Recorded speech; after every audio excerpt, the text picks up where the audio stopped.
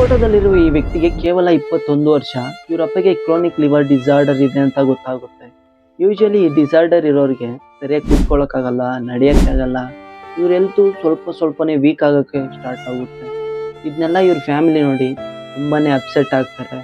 ಅವಾಗಲೇ ಡಾಕ್ಟರ್ಸು ಇವ್ರನ್ನ ಉಳಿಸೋಕ್ಕೆ ಒಂದು ಆಪ್ಷನ್ ಇದೆ ಅಂತ ಹೇಳ್ತಾರೆ, ಅದೇ ಲಿವರ್ ಟ್ರಾನ್ಸ್ಫಾರ್ಮೇಷನ್.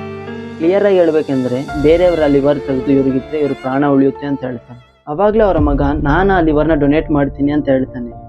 ನಾರ್ಮಲಾಗಿ ಲಿವರ್ನ ಡೊನೇಟ್ ಮಾಡೋದ್ರಿಂದ ಯಾವುದೇ ಪ್ರಾಬ್ಲಮ್ ಆಗಲ್ವಂತೆ.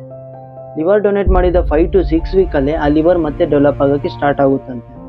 ಆದರೂ ಇದಕ್ಕೆಲ್ಲ ಅವ್ರ ತಂದೆ ಒಪ್ಕೊಳ್ಳೋದೇ ಇಲ್ಲ. ನನಗೆ ನನ್ನ ಮಗ ಪ್ರಾಣನೇ ಇಂಪಾರ್ಟೆಂಟು ಅಂತ ತಂದೆ ಹೇಳೋಕ್ಕೆ, ನನಗೆ ನನ್ನ ತಂದೆ ಪ್ರಾಣನೇ ಇಂಪಾರ್ಟೆಂಟು ಅಂತ ಮಗ ಹೇಳೋಕ್ಕೆ, ಹಂಗೂ ಹಿಂಗೂ ಮಾಡಿ ಅವ್ರ ತಂದೆನ ಒಪ್ಪಿಸಿ ಆ ಲಿವರ್ ಟ್ರಾನ್ಸ್ಫಾರ್ಮೇಷನ್ ಮಾಡಿಸಿ ಅವ್ರ ತಂದೆನ ಅವನು ಉಳಿಸ್ಕೊಳ್ತಾನೆ. ಇದೆಲ್ಲ ನಡೆದು ಒಂದು 18 ವರ್ಷಗಳಾಗಿರುತ್ತೆ.